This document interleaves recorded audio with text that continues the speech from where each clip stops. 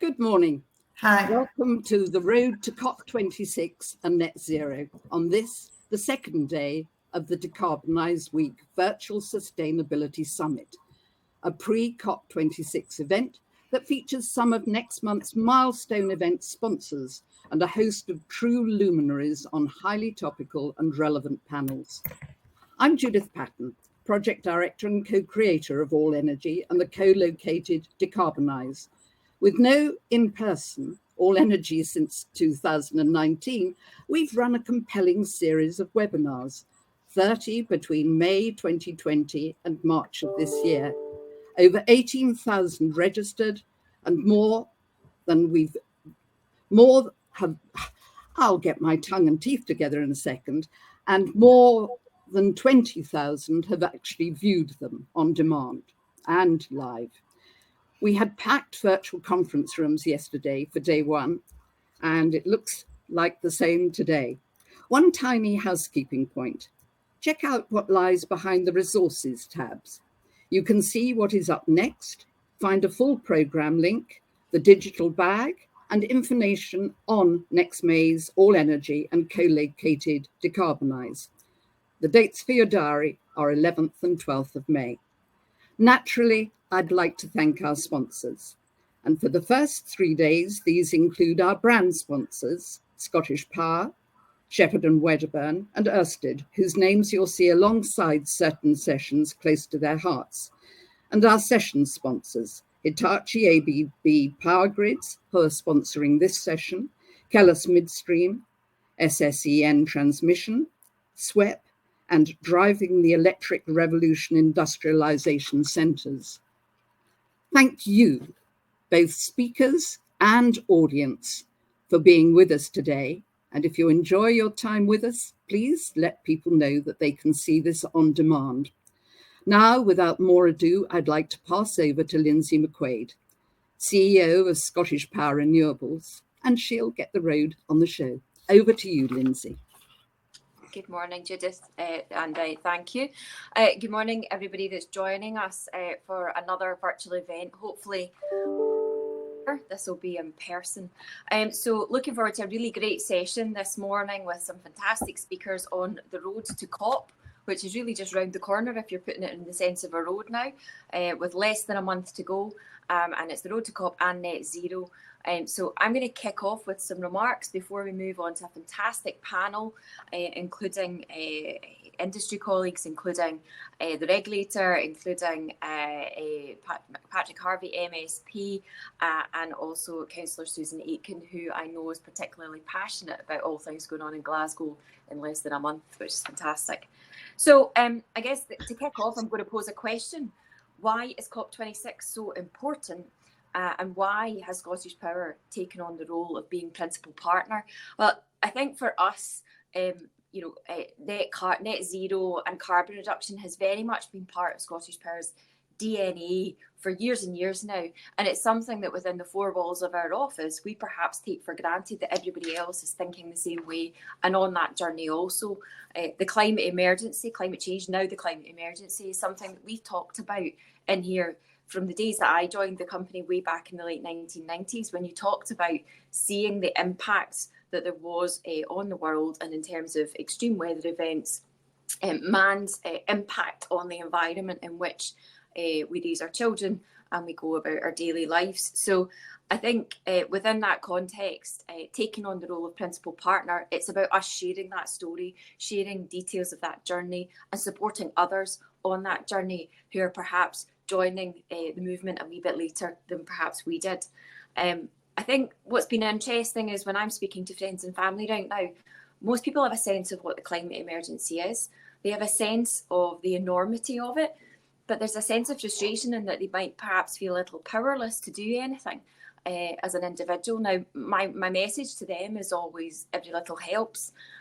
Individuals' actions all build, and it is about us adjusting and changing how we live, whether that is how we heat our homes, how we choose to transport ourselves to and from work or to visit friends, and how we eat, how we choose to purchase clothing, all of these things as we try and move towards a more sustainable future. COP26 is really the icing on the cake of all of that. It's about galvanising a movement and everybody having a voice in what that change is going to look like. COP26 is a change for a chance for individuals to come forward, particularly within in the UK and Scotland in particular, and really show what COP26 can mean for everybody. COP26, we can showcase as Scottish Power, along with our partners, what a low carbon future will look like. And I think one of the key messages, certainly from Scottish Power's perspective, is that that pace of change must be quicker, and we must ensure that everybody benefits from that. Nobody can be left behind in this journey. It has to be equitable, it has to be just, and at Scottish Power, we're part of that transition and that programme of enabling that change. It's great to see it come into our home city, Glasgow. There was no way we couldn't be involved, and just a short hop from where I'm sitting this morning. I'm very much looking forward to hearing about what I hope will be very good progress about the details of implementation of the Paris Agreement as we actually move into this critical decade of difference. So in terms of our race to net zero, we've gone through quite a lot of transition within Scottish Power. When I started in Scottish Power, I recall auditing the coal-fired power stations, visiting Longannet, which was Scotland's largest polluter at the time, with its mountains of coal that we depended upon to power what were our lifestyles back then, and that was in the late 1990s. Now I'm pleased to say that 100% of the generation from Scottish Power is green. It's powered by our 40 wind farms. We're developing solar and battery assets to sit alongside that. And we're also pushing forward our plans for energy parks. So really making the best use of the natural resources that we have, be that sun or wind, and then coupled with storage, using that to transform how the energy system will operate going forward. In our energy networks business, we've got assets supporting customers, transmission and distribution level across England, Scotland and in Wales. And through our retail business, we're supporting 4.6 million retail customers all across the UK. The thing about Scottish Power is we actually have more customers outside of Scotland than we do in Scotland, which is often something folk don't perhaps appreciate. So greening Britain, greening our electricity system, and doing so at speed, given that there is a climate emergency on, will take some brave decisions, will take some bold policy actions in very much the short term if we are to have a fighting chance of achieving those 2045 and 2050 targets. Having a 2030 vision is critical, and having a hop-off point at 2025 is also very much where we are. In terms of our activity, I'm looking to double our renewable fleet between now and 2025, investing some 3.7 billion and also developing further assets that will develop, be installed out to 2030, and putting in additional infrastructure along the way and supporting that journey. That's part of our journey, and very much renewable energy is part of the solution. It's part of that value chain. If we don't produce the green energy, how can we then help support customers and businesses and households across the country green their energy consumption? We've got fantastic assets within our portfolio.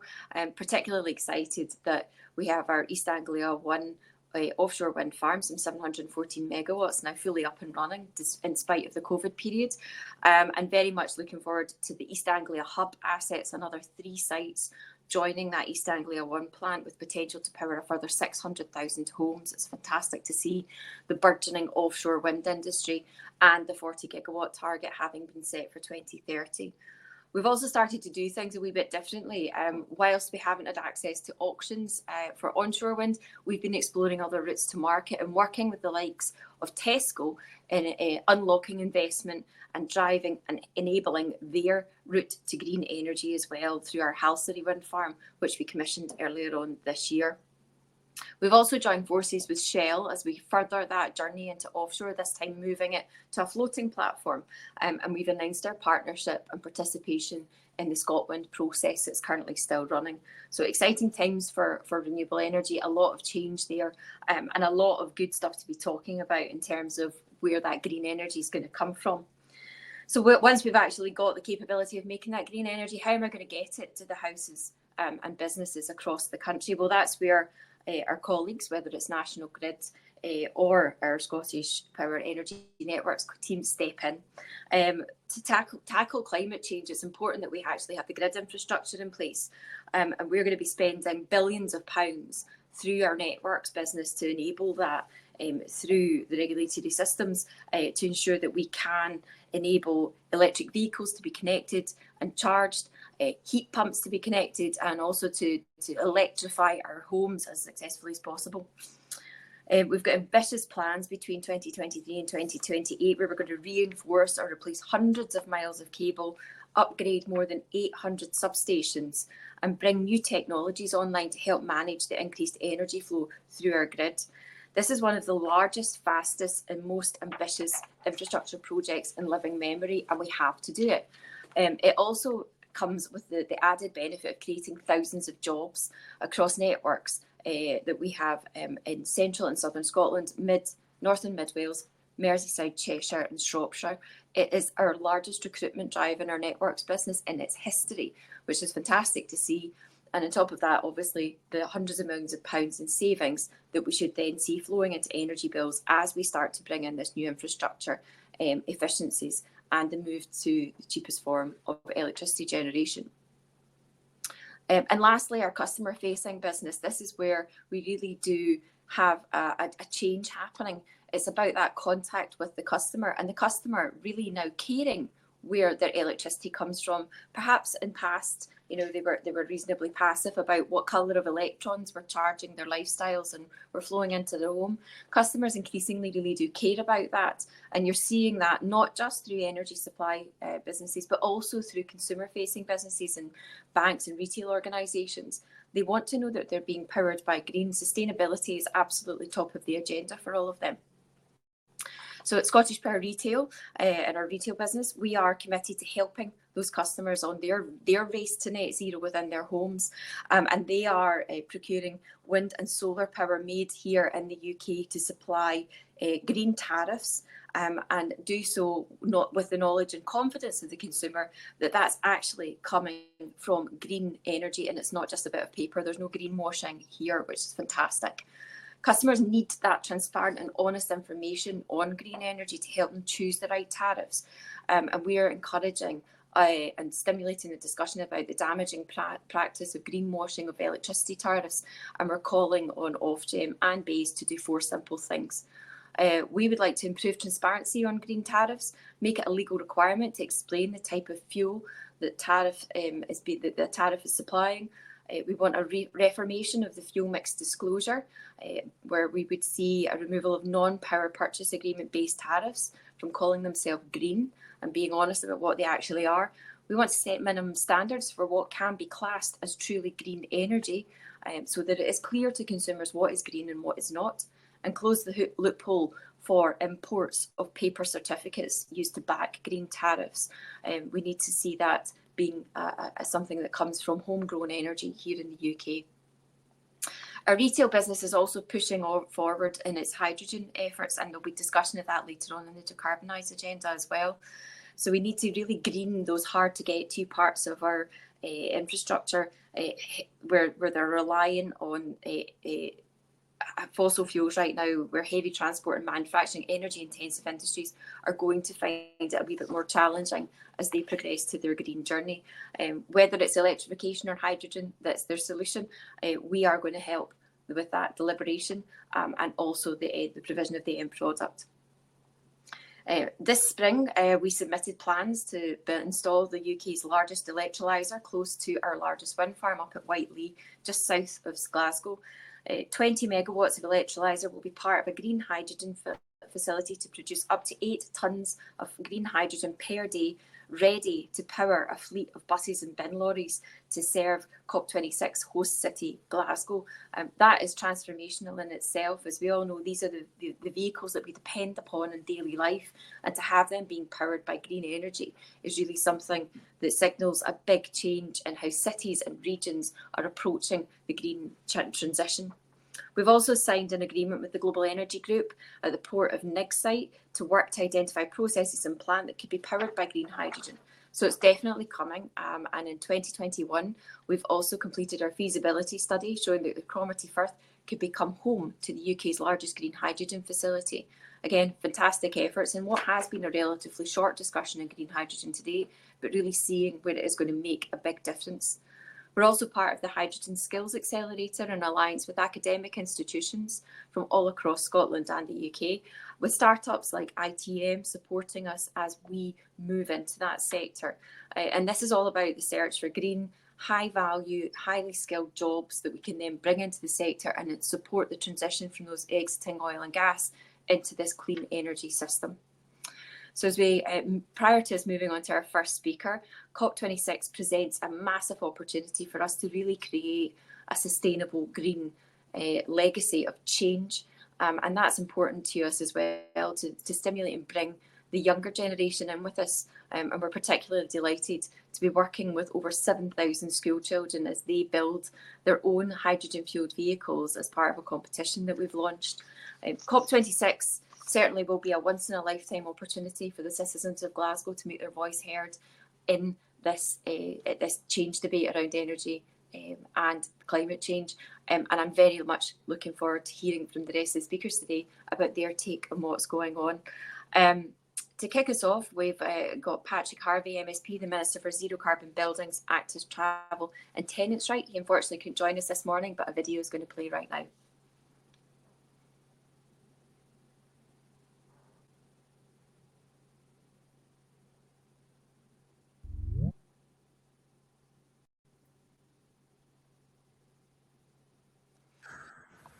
Welcome to day 2 of Decarbonise Week. I'm grateful for this invitation to speak with you all today.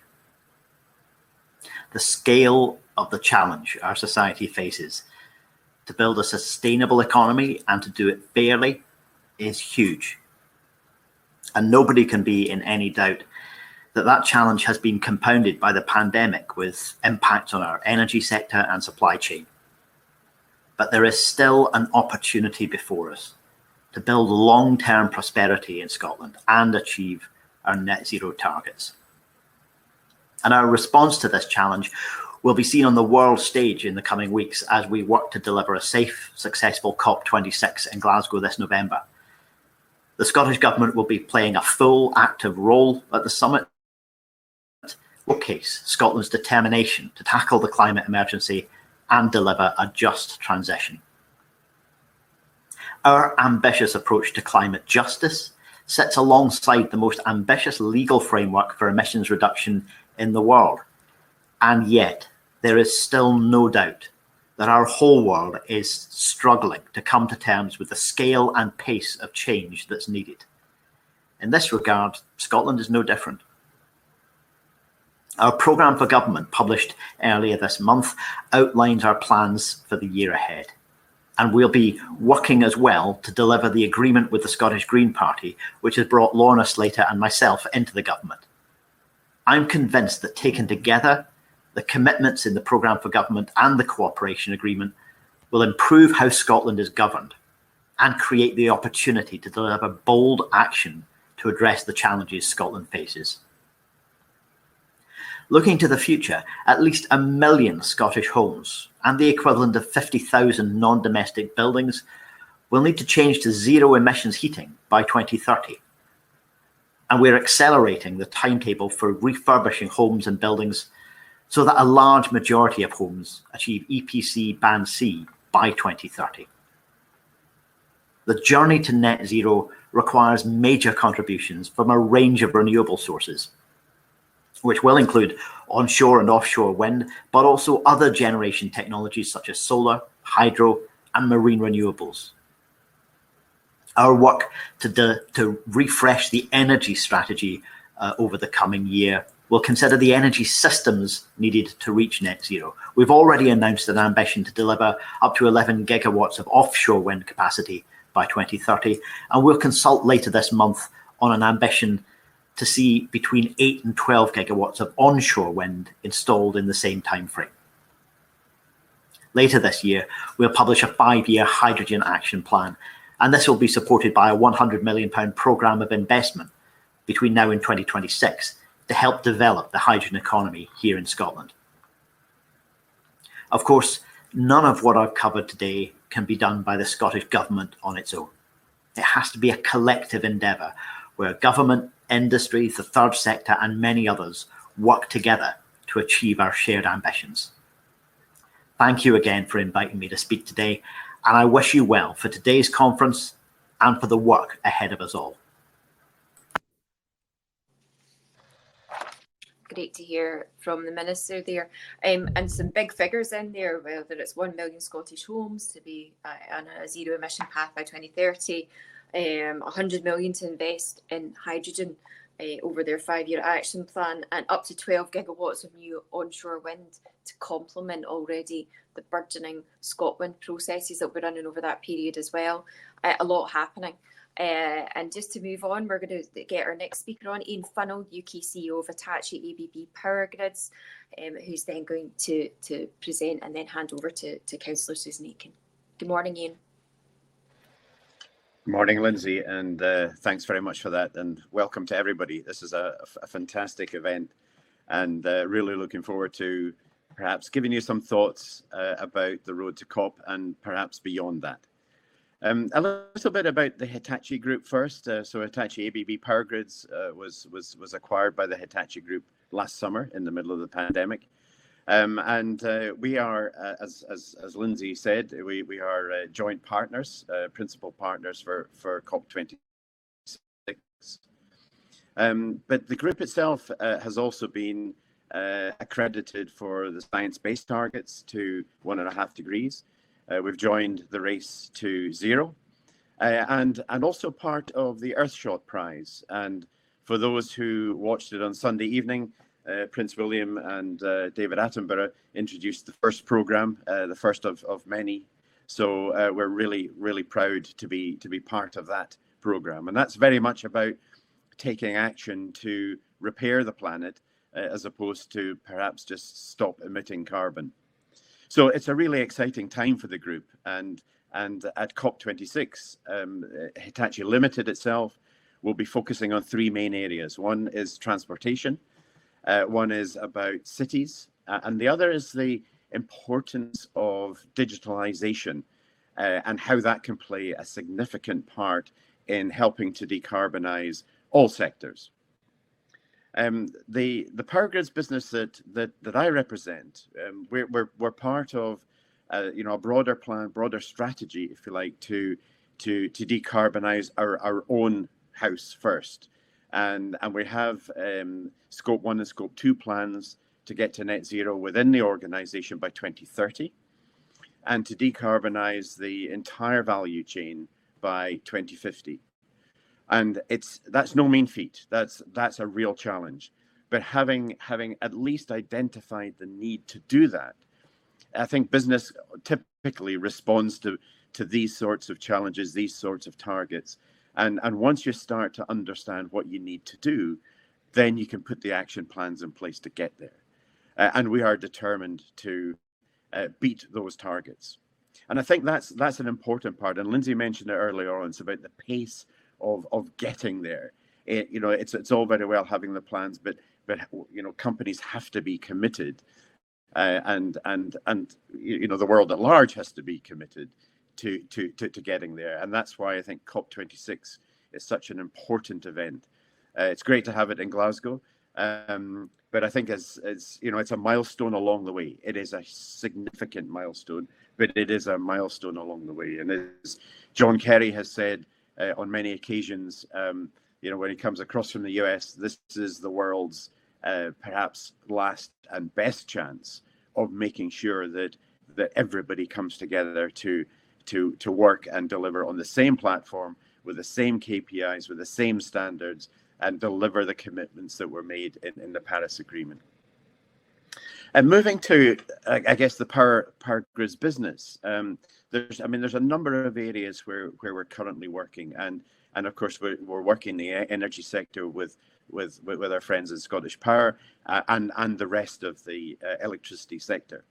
And I think if you look at the International Energy Agency, they have quite a simple way of articulating this. And one, the first is to decarbonize the electricity sector. Electricity will be the backbone of the energy transition. It will be the backbone of the road to net zero. And almost by any measure, it's viewed that electricity consumption will at least double by 2050.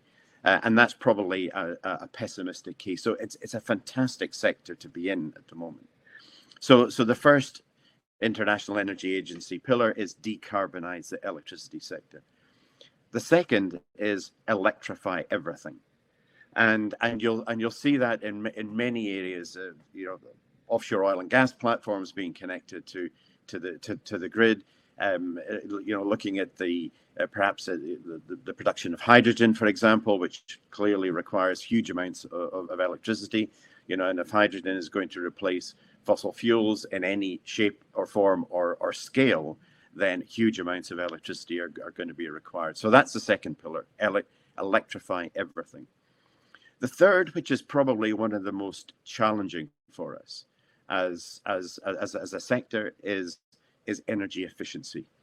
And that is one of the things I think is as the MSP mentioned, and I guess as the UK government has also mentioned, the whole challenge about decarbonising the built environment is going to be significant. And those hard to decarbonise industries, and Lindsay mentioned that too. There are a number out there, agriculture, aerospace, for example. There are a number of very, very challenging sectors to decarbonise. And in order to get to net zero, then clearly carbon capture has got to be part of the overall equation. So I think, how do we play our part in those three pillars? Lindsay's mentioned a lot on the offshore wind piece, the part that renewables plays in decarbonising the supply side of the energy sector. And the Prime Minister today will reaffirm that at the conference in Manchester, reaffirm the need for both large quantities of offshore wind, up to 40 gigawatts, and also the need for support from the nuclear sector and a second, at least, nuclear commitment to a nuclear plant, and that's fine, and to a degree that's perhaps the straightforward. It's not easy to do, but it is straightforward. But when you compare that to energy efficiency across the whole piece of the built environment, around 28 million buildings in the UK, not worldwide, but in the UK, there's a significant amount of intervention needed within the built environment to get there. And I think one of the key challenges there, of course, is in terms of how the incentives are driven to incentivize local authorities or private homeowners or private commercial owners to do something with their own organizations or their own homes. And that is not just about insulation, it's about changing the heating methodology, and that could be heat pumps, it could be hydrogen. There's a number of different alternatives. And the technologies that we have today, if we deployed them today, we would probably get to around halfway to net zero with the current technologies. But what that means then is there's a significant R&D pipeline required in order to get all the way there. And as a technology company, Hitachi are very, very focused on coming to the table with the right R&D programs, the right technologies, so that our clients, our customers, have the confidence that they can deploy those technologies and they will actually deliver. So I think there's a very interesting piece there about how we take the direction of travel, particularly from a technology point of view. From a broader perspective, I mean, power grids at the moment, we've had just on Friday last week, we started to do the testing on the Norway to the UK interconnector, so the so-called North Sea Link. And that work has started on the commissioning process, as I say, just at the end of last week. We're really proud also to be connecting the Dogger Bank wind farms to the UK, so the three wind farms in Dogger Bank, and work is very much underway on those projects. And also in the north of Scotland to connect the mainland to Shetland, to connect the onshore wind farm in Shetland to the UK mainland. And these are the sorts of projects that will continue, I think, to be very prevalent within the UK. The UK is one of the centres, I suppose, of being able to produce offshore wind farms, and therefore the need to connect those onto the network is clearly important. And I think the other thing is of course, in terms of moving to offshore wind, there is a need to be much more structured in the way in which offshore wind is delivered to the mainland. And by that I mean the construction of an offshore grid in the North Sea, and work is underway and consultation is underway with Ofgem and BEIS to do just exactly that. So a very exciting time ahead, a great time to be in this sector, and I very much look forward to the questions at the end. And with that, I will pass over to Councillor Susan Aitken and look forward to her thoughts. Thank you.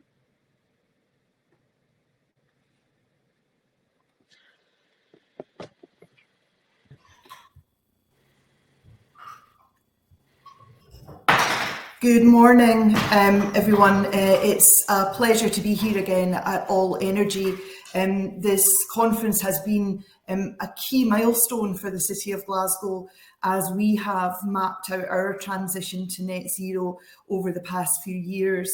And I'm delighted to share the stage with such a distinguished panel, and particularly Lindsay from Scottish Power, who have been a fantastic partner for the city in tackling some of our built environment challenges and planning for our decarbonisation as a city, as you've already heard.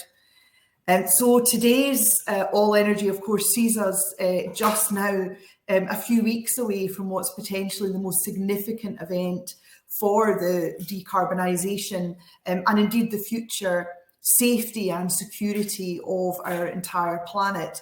And it's happening right here in Glasgow, of course. And as part of Dcarbonise Week, in many ways, COP26 is going to fire the starting pistol to the Decarbonise decade. And success at COP26 does need to be about those practical solutions rather than just pledges and targets. And cities, which are of course the planet's key carbon contributors, have to be involved in shaping those solutions. What do they look like? How can they address other long-standing challenges? And how do cities stimulate the finance that invests in transition? The conversations around decarbonisation can still seem perhaps a bit kind of ghettoised, but they seem often to focus on the individual and on quite specific projects, and they can sometimes create the impression that transition is happening in a way that's partly semi-detached in its relevance to people's everyday lives. But the reality, of course, is that change, and some really quite profound change, is coming rapidly down the line for all of us. And the next decade is going to be absolutely critical in putting in place the essential measures that are needed by cities to help reduce global temperatures. Decarbonisation is going to mean physical, structural, social and economic changes. So Glasgow's plan is going to be published just later this month. In fact, it's going to go to committee for agreement when we unveil Glasgow's Green Deal. And in its broadest terms, it's going to put in place the frameworks required to bring forward the solutions to the climate emergency at scale and pace, to embed change and innovation within our systems, our policies, our investment choices and our institutions in order to deliver action. And within that lies, I believe, the roadmap to accelerate our decarbonisation. And one of the key elements of the Green Deal, sitting alongside a range of other strategies, is our green print for investment for Glasgow, which we launched a couple of weeks ago. And in that green print, we really get to the core of what's going to be demanded from us in the next decade, reducing emissions adapting to and mitigating climate change, modernising the systems on which cities like Glasgow depend, and addressing long-standing social challenges from fuel poverty to poor transport. It's around £30 billion worth of investment and development opportunities, and we're really keen to have conversations with international and domestic investors to really open discussions about how we move that forward. So give you just some of the highlights. We have the Glasgow City Region Home Energy Retrofit Programme, which is a 10-year, £10 billion programme to upgrade the insulation of about 450,000 homes in the Glasgow City Region to achieve net zero carbon emissions, to give greater energy security, to lower household energy bills, and to create warmer, more comfortable homes. It's a district heating network focused on transforming energy production and scaling up the achievements that we already have in the city, including from our Glasgow Recycling and Renewable Energy Centre, the grail in the south side, to kickstart a wider district heating network and to harness the power of the River Clyde for the city's heat demand. And we think that our river has the potential to heat perhaps 50% of the city and indeed some of the city region beyond. It's a green infrastructure cap over the M8 at Charing Cross to manage the emissions from that bit of motorway, which was Scotland's busiest motorway, which was driven right through the heart of our city, and which we believe addressing that will revitalise and re-green the city's public realm. And it's a new Glasgow Metro, an entirely new transport provision connecting into our existing transport networks, bus and our actually superb suburban rail network to improve connectivity within both Glasgow and our wider metropolitan region, provide accessible, affordable, low carbon connectivity for our wider skilled labour force, for businesses and for visitors. So in less than a month, those gathering in Glasgow will include investors, and a critical and prominent area for discussion, in fact, one of the themed days of COP26 will be the financing of the net zero transition. So our green print shows that Glasgow is at the global vanguard of those discussions, a ready and willing partner for investment and change. We are in many ways the quintessential city in transition, from our post-industrial past to a modern, decarbonised, healthier city. And as such, we've got that opportunity with COP26 to demonstrate a new and different path to the world for cities like ours. Glasgow can be a template city for where the pioneering solutions to the urban challenges of decarbonisation can be delivered. And as the hosts of COP26, we've got a responsibility to ensure that our talented, innovative and globally connected Glasgow grasps that opportunity and accelerates the redirection of capital flows globally into net zero and into climate resilient activity. So our green print for investment is our way of making this happen. We've already got, I believe, a global reputation as an attractive, nurturing and investable location internationally. We're a city of flourishing partnerships. Our Sustainable Glasgow partnership, with which Scottish Power, along with our universities and our business base, are key partners. We've got a strong and a growing skills and talent base, and we've got ecosystems of cutting edge firms who are utilising advanced zero carbon technology. A Glasgow Agreement or a Glasgow Pact, whatever it is that comes out of COP26, can, with good fortune and hard work, by the city, the world leaders rather, who will be gathering here in the city, be negotiated here. And that's a phenomenal platform for Glasgow into the future. But delivering on that promise of a greener and more equitable planet for the future can only happen through the transformation of the world's towns and cities in the first instance and in the next decade. So urban decarbonisation can start here in the city of COP, and we're starting it right now. Thanks very much for listening, and I'm delighted to hand over to Professor Karen Turner, the Director of the Centre for Energy Policy at the University of Strathclyde.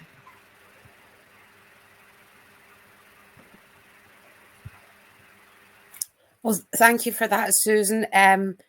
Yeah, as Susan says, I'm Karen Turner. I'm the Director of the Centre for Energy Policy at the University of Strathclyde, and that's my cat in the background. But my cat and myself are going to go off because I'm going to share some slides with you. If you just a wee second.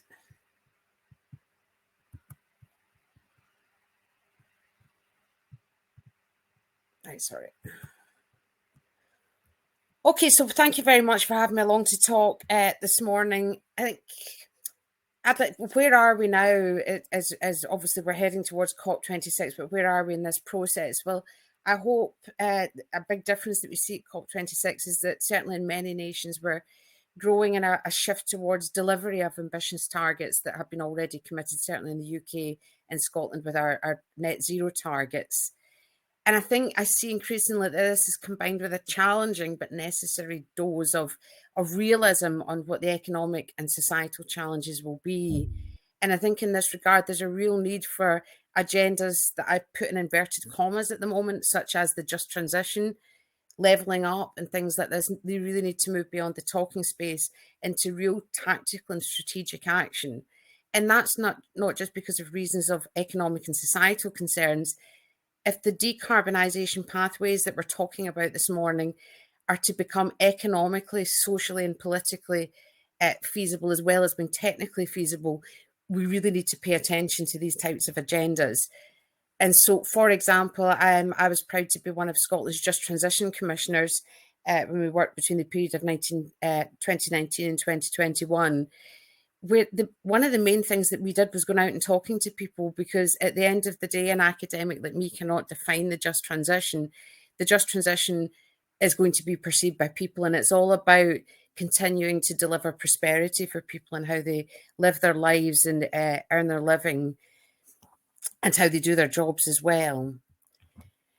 And I think in this regard, there's been important work such as the UK Treasury has been working on its net zero review, and the interim report came out in 2021. And it was acknowledged there that there has been significant progress in decarbonising the economy, but we need to go much further, as the other speakers have said this morning, if we're to achieve these net zero targets. That's going to require a collective effort, and it's going to require changes across the piece, including from individual households, businesses across the economy, and from government as well. It's not only going to require substantial investment, but real changes in how people live their lives, and as I said, what kind of jobs they have and how they do these jobs. Now, of course, the transformation is going to create important opportunities for the UK economy, the Scottish economy, the Glasgow economy. New jobs and industries will begin to emerge, and hopefully this will involve a process where existing sectors that are decarbonising continue to offer good employment and better employment, and also as they give way to low carbon equivalents, that workers are able to transition across the space. And this is really what our focus at the Centre for Energy Policy is. We research what are the likely to be the likely outcomes for workers, the quality of jobs, what's going to happen to household income distributions, and also the cost of living, and the overall picture, what's going to happen to the trajectory of our GDP and the other metrics by which we measure how well the economy is doing. And I think productivity is a term that we're familiar with in economic policy, but really increased not only carbon efficiency, but efficiency in how we use energy and other resources. They're going to be really important if we're going to keep costs as low as they can be. And one area we've done some work, and obviously it's a really important policy area, is around electric vehicles. So if I take this example, as we all know, the sale of new petrol and diesel vehicles is going to be phased out by 2030. And there's the aim to have all cars and vans being 100% zero emissions at the tailpipe by 2035. And this offers a lot of opportunities, including the ones that I have on the left-hand side here, zero tailpipe emissions, the likelihood that we'll be able to get efficiency gains that allow us to use less fuel per mile driven and less cost. Also building up, hopefully, a manufacturing base in the UK. We've seen movement in this regard in cars, but also batteries to power cars. One area that we've looked in our research is the one I've got in green, is that as we rely on UK supply chains and fueling cars using electricity, we may be able to secure more domestic supply chain jobs because we're moving away from something in petrol and diesel that's relatively import intensive. But on the other side, of course, there's challenges.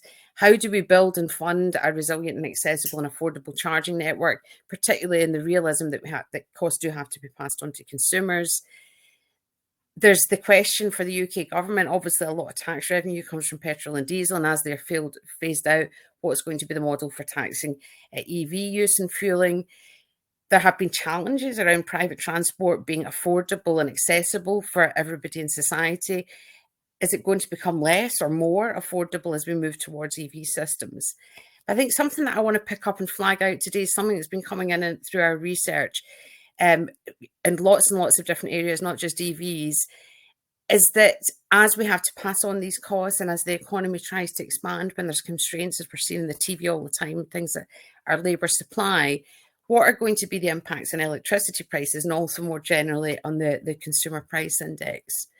And I think this is a fundamental challenge that's emerging, and it's one that we need to recognise because it's not exclusive to the green space. The need to manage price pressures and ultimately inflation. And we've had two recurring findings coming through when we do applied research, simulation scenarios of how different things will impact across the economy. First of all, reducing carbon emissions to meet net zero targets is inevitably going to involve new costs that need to be recovered, and or which are going to feed through to higher prices of goods and services. And that's not just electricity, it's across the space. And that brings challenges. For example, if it turns out that it's going to be more expensive for people to be able to get the toiletries they need, to buy the food that they need, that all starts to impact on the cost of living. Once costs are recovered, that might be more of a transitory effect. But one thing that we also need to be aware of is that green opportunities, they do exist and we need to exploit them. And this can be very important in offsetting and redistributing the impacts of new decarbonisation costs. But any expansionary process in the economy, including and not limited to green growth, will introduce price pressures as a transitioning economy expands, especially when we have constraints on particularly our labour supply. So you get wage pressure. That's good if real wages rise, but then costs need to be passed on. And so these are dual sources of cost of living challenges. And I think what I'm really concerned about, we all understand and we all know about energy poverty and fuel poverty, but that's a single good or service that we use in our lives. But as we start to have the costs, things become more expensive as we recover the carbon costs or fully reflect them. We need to be very mindful that carbon poverty issues can arise. And I think what this does is it brings emphasis on the need to seek and secure sources of efficiency gains to offset price increases. But crucially, that this isn't just a climate policy issue. We need to have wider public policy attention on key challenges. And we've done some work. We frame our work around a set of net zero principles. And the first one that I'm identifying here is that it's really important to understand who really pays. So not just in terms of this is a household pay or a polluter pays approach. When costs are passed on or when the economy starts to expand or contract, how are these costs ultimately distributed? We need to understand that. I think we need to find, obviously, pathways that are going to allow us to sustain and grow our prosperity in an equitable way so that the wealth of a net zero economy is shared, hopefully, more equitably than we are now. A third one is that finding options and pathways that can deliver near-term economic returns is really important. And this is partly the case, as we emerge out of COVID and we've had a slump, people are already struggling with cost of living challenges. Can developments in the green economy actually deliver returns to them? But I think generally this is, if you're going to get people on board and keep people on board, they need to see that there's some kind of return to this. The fourth one that we identify is a really, really crucial one. offshoring is not the answer if we're only shifting emissions, jobs and GDP overseas. And this is really important for us to think about. For example, in a Glasgow context, we can reduce emissions in Glasgow, but that can end up being meaningless if it just means that we import goods and services that are polluting. And I think this is one of the major challenges that we've got, particularly when our targets under international climate agreements are set in territorial emissions. We don't want to become net zero by making the rest of the world dirtier in terms of its emissions, and especially not if we damage the justness of our transition by exporting our jobs. And I think the main point there that I want to close on is that what I really hope for COP is, yes, the technology questions are important, and innovation to make sure that we can close that gap in the way that Ian was talking about, but we need to recognise that net zero is a societal and a public policy challenge, possibly more than it is a technological one, and we really need to move into that space as we go through and come out of COP26. So thank you very much for listening to me. I'm afraid I'm not going to be able to stay on for the panel because I've been called to the Scottish Parliament this morning, but if there's any quick questions now from the chair, I'm happy to take them. Thank you, Professor Turner. I do have some questions for you. So I've actually got two questions for you. A question that's come in is about the challenge of the transition to electrification of vehicles and the move away from the internal combustion engine. Somebody's suggesting that this is a cultural rather than technological or economic conundrum. How would you respond to that? I think that's part of the big challenge. I think it really is. We've become so used, certainly, kind of in my lifetime, which is probably longer than many people's here and less than other ones. We're used to petrol and diesel vehicles.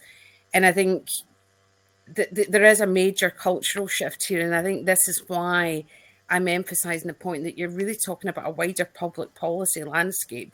You could solve the economic challenges and solve all of the technology challenges, but people still might not come on board to that. So economists can't answer this on their own. Engineers can't answer this on their own. We really need a wider collective effort to get the kind of insights to tackle the nature of the challenge. Yeah, I noticed a headline this morning in BBC noting that the car sales are down generally compared to pre-pandemic levels.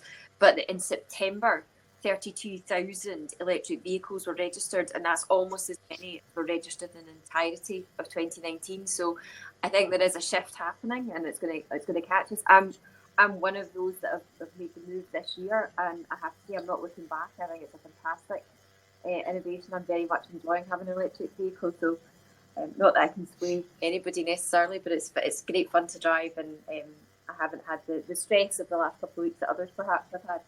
A second question for you, Karen, if I can indulge. So thanks for your presentation from the audience, which is always nice feedback, and comments about the University of Strathclyde Tech Building hosting a number of fantastic events over the COP period as well, including the Green Backers for COP26. Can you outline more broadly what the university is doing to create and support spin-out companies that will help deliver net zero?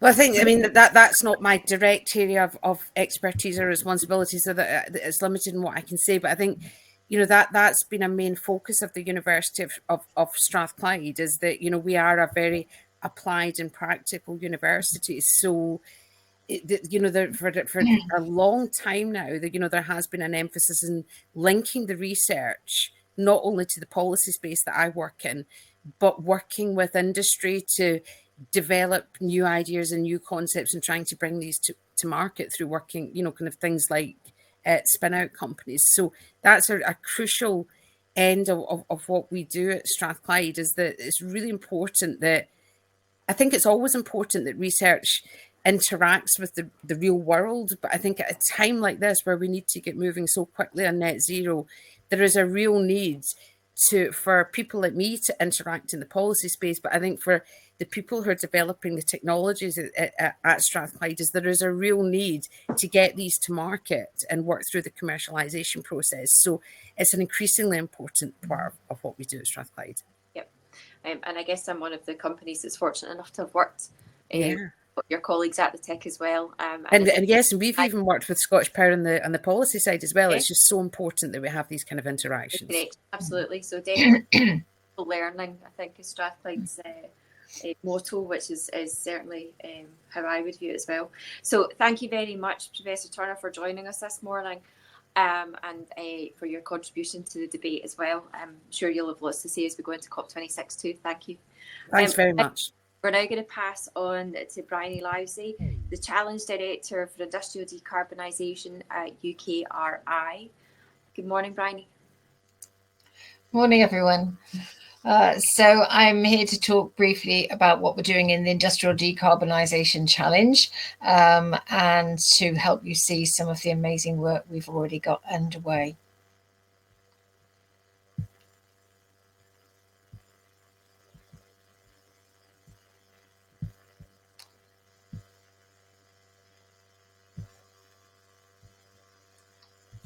So what we're doing in the challenge is working with what we call industrial clusters. So these are shown as the blue blobs on this map.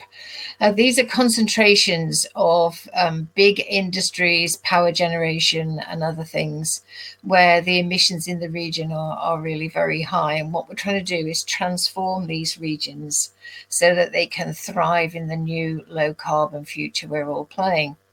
As many of you will know, emissions of CO2 are inevitable from many industrial processes. We can't just avoid them by changing to different fuels. And so in the programme, we're working most closely on developing carbon capture and storage projects, and also hydrogen production and distribution, all at full scale. We have £210 million of public money, and is supported by industry to result in ultimately a £500 million programme. And what this is doing is kickstarting the decarbonisation of these regions, and will lead to the next phase of government investment in building these projects, which is due to be announced very soon. Of course, what we're trying to do is make sure that these regions decarbonise, that they reach net zero, and that they do that whilst also developing new export opportunities, new jobs, and so on. So just to give you an example, 2 projects that are currently underway, one in the northwest, one in the northeast. Here in the northwest, we have plans for producing hydrogen at full scale to enable its use in many different industries, transport and so on. And as part of that production process, we'll be taking natural gas, converting it into hydrogen and carbon dioxide, and storing the carbon dioxide offshore. And all of that's shown, the CO2 pipelines all shown in orange on this picture. And then we've got various black pipelines running around the region as well, which show what will happen to the hydrogen when it's produced. So it can go into power production. It might be used for transportation. It can fuel various processes. And it can also be used for heating homes and stored for future use as well. So a very exciting project. And then over in the northeast, again, we have projects on a similar scale. So this picture is showing the offshore storage area, which will serve both Teesside and Humberside in terms of capturing CO2 from their industrial processes and also from power production, and taking those by pipeline offshore for long-term safe storage. So these are all massive infrastructure projects which will involve a huge amount of investment to make them a reality. So one thing I really wanted to bring out in this short session today was how much the political landscape has changed in the UK over the last couple of years. So when we started out this challenge in the middle of 2019, it was the government ambition to have the world's first net zero carbon industrial cluster in the UK by 2040. And that still is the ambition now, but instead of it just being one low carbon cluster, as we get through to 2021, we can now see the announcement of support for 4 industrial clusters being largely decarbonised by 2030. And that is a fantastic statement of confidence in the industry's ability to respond and deliver these massive new infrastructure projects in time to have a real impact on the UK. So my main message is that we know what we're doing. We know how to decarbonise the industrial and power processes and how to produce hydrogen at big scale for use in various processes. We're not waiting to get on with it. And that we've seen a massive importance of the role of national and local government and industry in all coming together to make sure we develop the right plans and get real benefit for the UK from the investment that's going to be made. Thank you very much. Excellent, thank you. Food for thought there, and absolutely critical that these projects are coming on too. We're now going to move on to our final speaker for this morning's session before we open to panel. If you have got questions for the panel, please do use the chat function, and they'll be brought forward in the final minutes of today. So our last speaker is Jane Dennett-Thorpe, Deputy Director for Decarbonisation and Energy Transition at Ofgem. Good morning, Jane. Good morning. Thank you very much for the opportunity to speak. So I work at Ofgem, which is the GB energy regulator. Thank you for being able to join this distinguished panel. And actually, I think it's a really exciting programme, really, as I see it, as part of the dialogue around the COP summit, around what I consider the public dialogue around COP. And I think the biggest challenges here at COP is that what needs to happen at COP is there needs to be a closure of the gap between the promises and what we need. And we need to start taking serious action, more serious action to achieve those promises globally. But we need to do it together. So COP is just around the corner. It's the focus of the world. The UK, obviously, with its net zero target, is out on one of the leaders, seen as a leading country. And this is really an opportunity for us to continue to demonstrate that. In the regulators, we need clear targets and strategies agreed by government so that we can play our role in tackling the climate crisis. So in the UK, that's what we are doing. So in terms of Ofgem and our journey, we set out our strategic narrative, setting decarbonisation at least cost as an institutional objective in 2019. And we followed that with an action plan, which set out our first key steps to really build on this, to bring this forward, our existing work, and a statement of our intent. Since then, we've been setting out our strategic priorities in our forward work programme, our 5 strategic priorities, many of which are really built on decarbonisation, because they are looking forward, thinking how is the energy system going to be changing, and what do we need to do to enable that change to happen rapidly and at least cost. So I'll just share now, if I can manage it, some slides just on our thinking about what changes are coming up and how do we all need to respond to those, in particular as the energy regulator. So bear with me a second as I try and deal with this. There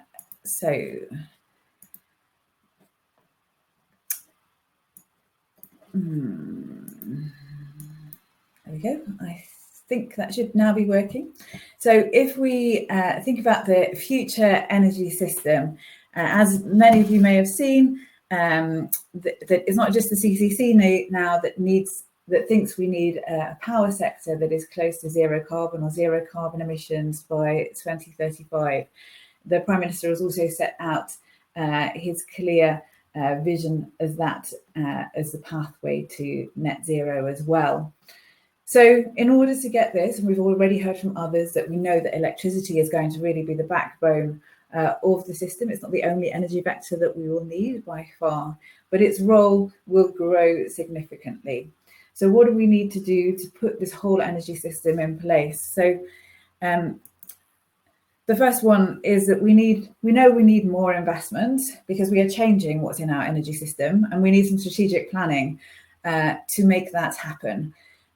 We need to know basically where we are going, and we need to accelerate our progress on that. We've already heard about the electricity system. There are things already in train. We're definitely not starting here at a standing start, but we do need to accelerate to get that 40 gigawatts of offshore wind on the system, the new nuclear, CCS, and new networks to meet more than an additional 20 gigawatts of peak. So we need more investment, we need greater planning to make sure that that is in the right place and that we are all delivering that quickly. So in light of that, we are undertaking a transmission network review. We've recommended a role for the independent system operator in strategic planning. And I think, but to make sure that this is delivered effectively and efficiently, we want to see competition taking a role in onshore and offshore builds, and also for example, our price controls, which is how we control the spend of the energy networks.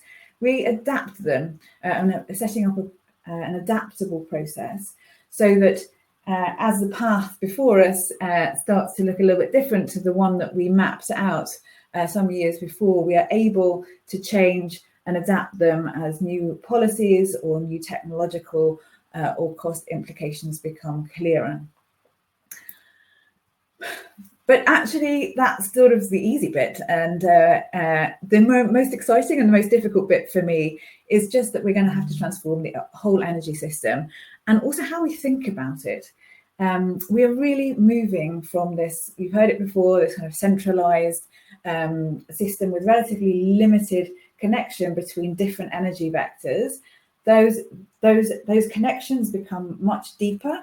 And in particular, as we move towards an electricity system or dominated energy system, and that electricity system being dominated by non-dispatchable sources, but also getting many more different types of things on the system, we need to think fundamentally differently about what that system looks like. I think this is really exciting and really challenging. So, for example, we're not only going to have huge amounts of offshore wind, we're also going to have up to something of the order of 150 gigawatts of storage in electric vehicles, batteries, by 2035. And this really, we can start to think, well, how do we really use all of these resources in the system and generate quite a different system? It really challenges how we think about it. Are we really talking about energy anymore, or is the value in power? Where is the value in this new system, and how do we design our markets to get the most out of it? This was touched on by another speaker before. Clearly, this isn't going to be by some controlling mind in the center of things, but really data, digitalization, and AI will really play a key role in bringing this forward. We've also heard from other speakers about the role of people. I'm pretty clear we're not going to manage our 2050 targets if we don't make our transition fair. We won't continue to have the public support behind us. So Ofgem has a key role here in ensuring fairness and a just transition, protecting the vulnerable, and our role in setting the price cap.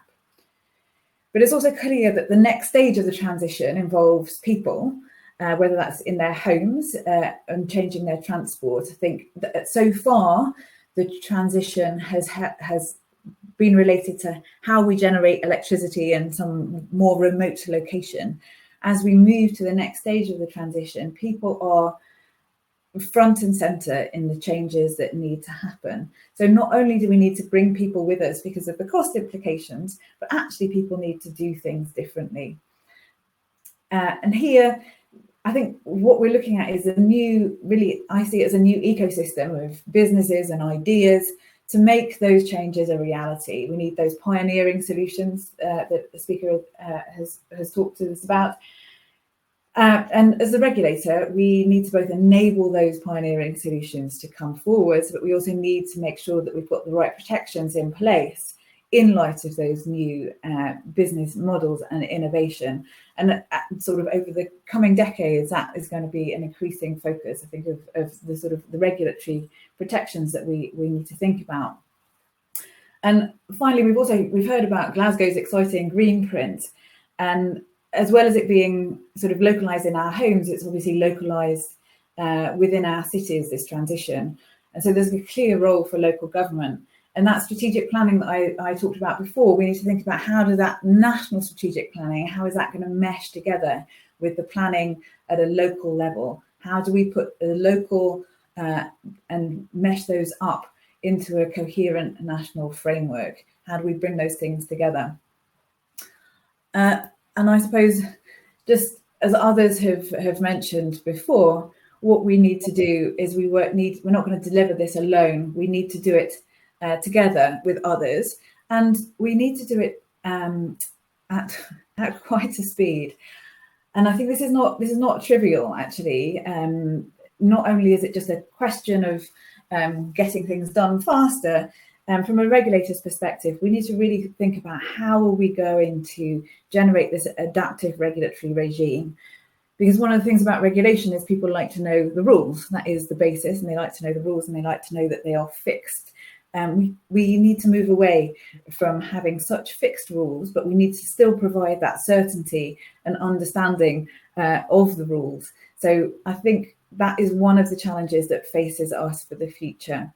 And the last thing I've put here, which kind of I think links back very much to the wider COP agenda, is that we need to learn not from ourselves, we need to learn from ourselves, we need to learn what's happening around the UK, but we also need to look to see what is happening internationally. So particularly from a regulatory perspective, many of these challenges that we are facing will be faced by others in potentially different circumstances. But the transition involves electrification, electrify everything, and it involves the need to bring forward, as I've said, these new sources of value. So many of those challenges will be faced by others, and there's a real opportunity for us to learn from other regulators to increase our understanding of that. And I hope that COP provides us the opportunity to do so. So thanks very much. I think we can join the discussion. Great, thank you very much, Jane. Interesting to hear the perspectives of the regulator. So we have had a range of speakers this morning. Unfortunately, the Minister, Councillor Aitken and Professor Karen Turner have had to leave us and can't bring in or respond to any questions. But that leaves us with Ian, Jane, Bryony, and I guess I might have a punt as well, to answer any questions that might come in from the audience. And we have got a few great questions here. So I guess first off, and I'll maybe ask each of you in turn your view on this question. It's quite a general one about technology. What do you see as the role of new technology in helping us decarbonise? And given that the transition to net zero and innovation are two of the principles on which the Scottish National Investment Bank, newly formed, known as the Bank, has been established, what would panellists like to see the Bank doing to help decarbonise in a way that supports innovation and just transition? So I guess if we break that down, what's your role? What do you see as the role of new technology? And do you see the role of the Bank, the Scottish National Bank, in unlocking that innovation? I might start with Ian, if that's okay. Sure, thanks, Lindsay. I mean, I think actually a number of the speakers have mentioned the role of technology. As I did at the beginning. I mean, technology plays a part in this, but it's not the entire answer. There's a huge challenge then in terms of how we behave. And I mean, you mentioned the transition to electric vehicles earlier on, and there's a lot about government policy and government incentives to try and help people adjust and make that adjustment and make it quite quickly. But I mean, technology is important. So if you take the electric vehicles piece, everybody's moving at pace now, and most of the auto manufacturers have got fairly extensive programs in zero or low carbon vehicles, whether that be hydrogen or whether that be electric. So technology is clearly important.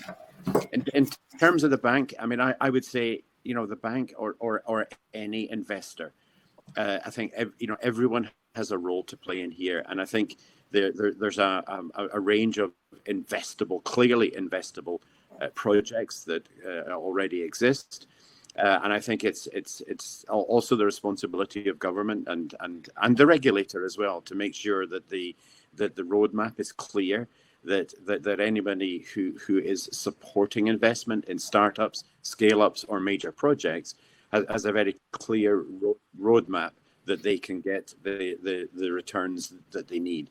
And I think there's, in this game at the moment, in my view, there's no shortage of investment or investors.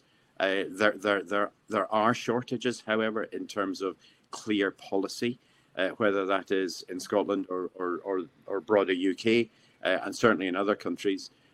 So there's a shortage of real policy to support that. It's coming. It's coming more quickly, and it needs to come even more quickly. Mm-hmm. So when you were speaking, you mentioned that 50% of the technologies that we need for net zero are probably known. That's still a hell of a big gap to get to the rest of them. Do you think that there's a sufficient focus in R&D funding to unlock the commercialisation of those yet to be got at technologies? I think there's yes, it's a great question, and I'm quite confident about that. I mean, the next 30 years is I suppose, from an R&D point of view at least, it's certainly doable.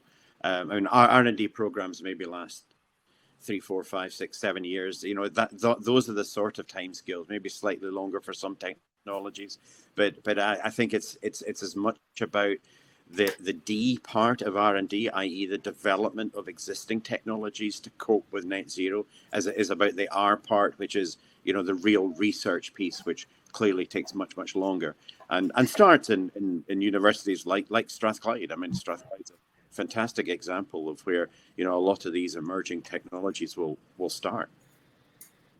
Thank you, Brian. I'll come to you now. In terms of the initiatives that you've talked about and the one plan that's now 4, what role do you see funding having in unlocking the potential of those 4 sites, and then how could that act as a platform for future growth? You're on mute, sorry. We're all desperate to hear what you would say. We all believe that the development of these sites will unlock future growth, but what we think is particularly important is that we get on with developing these sites with the technologies we know now. I come from UK research and innovation, so clearly I would think that research and innovation is absolutely vital, but with the technologies we currently have, we can go a very long way, and we should not put off using those. And of course there will be improvements as we develop. But I think the development, actually going and doing things, will inspire research and innovation. And that's a really important part of getting to the next stage of the next generation technologies. So as part of my program, we do have a research and innovation centre, which is based in Scotland, which will be looking at the new technologies for the future. But I'm very confident that with what we know now, we can make real progress and help these regions to thrive and develop more decarbonised industrial regions around the UK in the future. And Jane, turning to you with your regulatory hat on, I guess the challenge is with the regulation and market structures keeping a pace with that technology evolution. And we've seen, particularly in the renewable sector that I know very well, that pace of innovation's probably come thicker and faster than any of us could have anticipated. How, as the regulator, are you approaching that need for regulation to keep pace with the evolution of technology?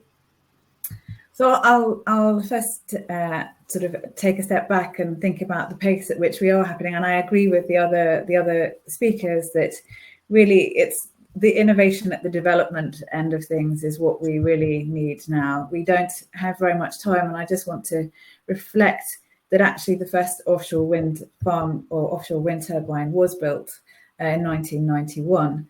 So that was 30 years ago. So it may have seemed very fast when we were in it, but we only have 30 years until 2050. So that does give us really, for me, that's really salutary in terms of the speed of changes that we should expect. Well, I mean, I hope we do need to accelerate, but it does give a clear indication of the kind of novelty that we might expect. So I think there really is a big part to play in the technologies that bring people together with the technologies. For me, that is the area where we are likely to see the most innovation, the way of managing the systems and of bringing people into the energy system. That seems to me the space that is most ripe for like a huge amount of innovation, and that will be most challenging for the regulator. And that's what I mentioned. I think that there are two aspects of this transition that are challenging for the regulator. One is pace, whilst ensuring that everyone still feels they know what the rules are. And it's easier for us to move at pace as long as that there weren't. So at the moment, we have very long requirements to consult for certain periods of time and then to reconsult and those things which are fair and proper, but they tend to slow down the process. So how do we manage to get to a position that is both fair in terms of changing rules and robust? And I think that is that. I mean, you know, we haven't cracked it, but that is the thing that we are looking to. How do we? So the buzzword is around adaptive regulation. So you don't simply start afresh, but you find ways to change what you're doing, to set out some frameworks and aspects of that you can change and adapt as we go forward. And we've done some of that within the price controls, which is to set out the baseline and say there will be certain things that may change, and if those aspects change, then these will be the aspects that we will reopen and start again. So I think that's a way that we are exploring it. But yeah, I'll be straightforward. I think it's a really big challenge. That is the biggest regulatory challenge that lies ahead of us, is how do we keep up with that pace. Not an easy balance. Ian, if I can come back to you, please. A question from the audience that you referred to the three panels of decarbonisation of electricity, electrify everything, and energy efficiency. We also noted that electricity demand is likely to double by 2050, and I think that's also implying that a quadrupling of renewable energy sources. This is more about the distribution network and your role as ABB Hitachi Power Grids. How do you see the distribution level coping with that change in the consumer's position vis-a-vis the energy sector and the electricity, the rate of consumption that they'll then have?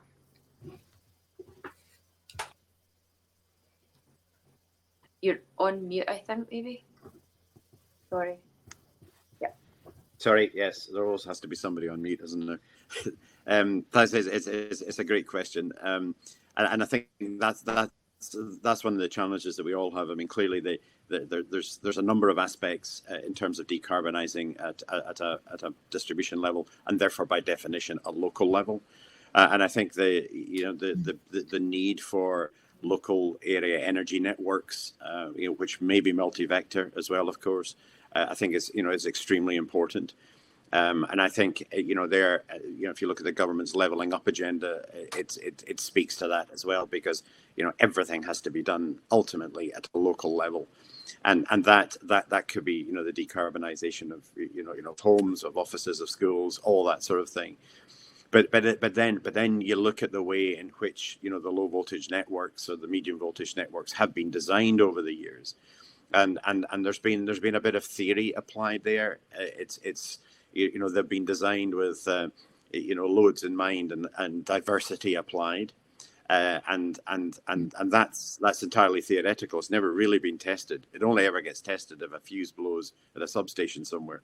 So the need to digitalize the low voltage, the medium and low voltage networks, I think will give us so much more information as to how those networks are currently performing against their design characteristics, and therefore what we have to do with them.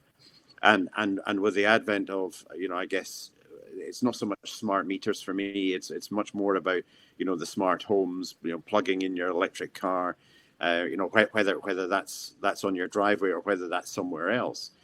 You know, the network has to be able to cope with that and understand at an artificial intelligence level, at least, how to cope with that, such that the network loading is optimized, and such that it, you know, it can do what it needs to do with minimal reinforcement, because at the end of the day, we're not going to be digging up every street and putting in new cables. That's not a practical solution. But digitalizing the local networks, I think, is a very practical solution. Great. Thank you. Certainly data seems to be, it was a bit of a buzzword pre-pandemic. It's maybe fallen out of favour in terms of the hydrogen debate over the last couple of years, but it's absolutely coming back. And I see that in my business as well.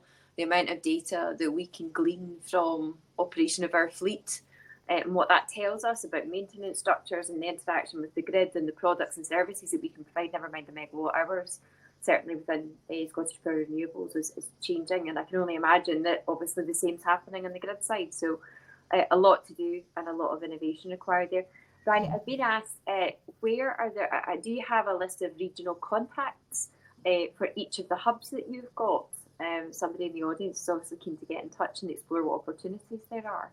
Where would they find such information? Well, if you look on our UKRI website and search for the Industrial Decarbonisation Challenge, you can find a list of all of the clusters that we're funding, and there will be websites associated with all of those that you can find here. Thank you. And Jane, a question's come in from you about public perception, and given your role as a regulator and representing the consumer, all of this, what's your perception about how much the public is willing to pay for a just transition and a green transition? So I wouldn't like to say how much people are prepared to pay, but we do see that at the moment, over the last period, people's concern about climate has been increasing. It is now at an all-time high. It is something that people now mention when asked what their concerns are on an unprompted basis. You know, this is at an unprecedented level, and I think this is, I mean, partly obviously it's about the media coverage of COP, but it's more than that. It was extending beyond that, and it is about people starting to identify the impacts of the extreme weather events that they see around them, and starting to understand that climate change is not something that is coming in the future. We are starting to see it now, and people become increasingly conscious of that. And I think how much people are prepared to pay is a very difficult question, and that is, it is in part led by political leadership, and it is also led by people's perception of how fair those costs are distributed across society. That also is primarily a question for government in terms of the net zero review that the Treasury was taking. But within Ofgem, as I said, we are also ensuring that we take steps to make sure that the policies that we put in place enable that. Yep. So thank you very much, Jane.